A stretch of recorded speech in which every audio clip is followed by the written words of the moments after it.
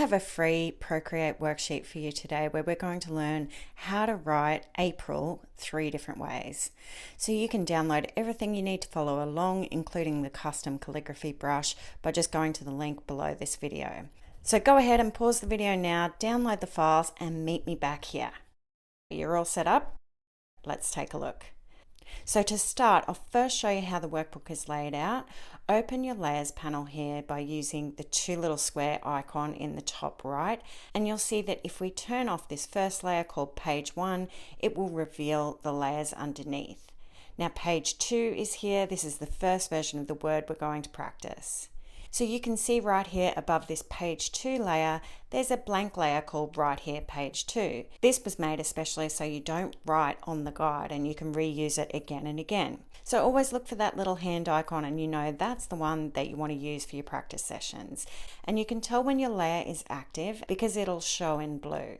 If you've read through the instructions, you'll see that step 1, I recommend first writing without any pressure changes. This will allow you to focus and get comfortable with the flow of the word, how the strokes are made up, without any extra things to think about like applying pressure to the downstrokes. So in step 1, we start by using a standard Procreate brush that everyone has. So find the brush set called Sketching and choose the brush called HB Pencil.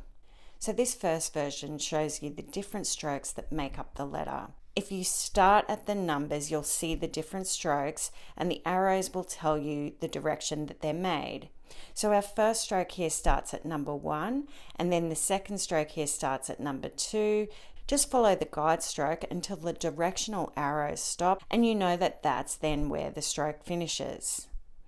So once you're comfortable with that version, you can move on to step number 2, which is where we add in the pressure sensitive brush and get our thick and thin strokes. The important thing to remember here is to apply pressure to your downstrokes and use a light pressure for your upstrokes. So you would already have your copper plate calligraphy brush installed from that download, and the link to that is below if you need it. So to find your calligraphy brush, just go into your imported folder and you'll see it in there. You can set your brush size to about 4%, just using this toggle on the left. That will match the thickness of the strokes in this guide. I'm going to start here at the top with a light stroke and move into a heavy pressure for the downstroke. This then curves into a flourished loop with a light pressure and apply pressure to finish.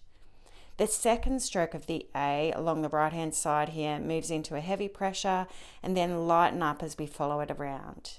Now finished with the flourished crossbar, we're actually going to move in the other direction this time. So starting at the same point as before with a light pressure, apply pressure for the downstroke part, lightening pressure, loop and follow it around to make the crossbar of the A.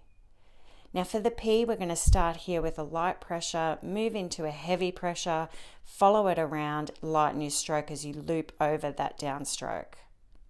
The second part of the P travels up a little way of the first stroke and follows the curve around, apply pressure, then with a light stroke follow it around. The R is a fun letter, and in this first variation we're going to start with a bit of pressure that sort of smears down and you lighten up into a graceful curve into that downstroke and then lighten to finish the letter. The I here is made with the short version of the pressure and release stroke, which you'll be familiar with if you've done any of my worksheets.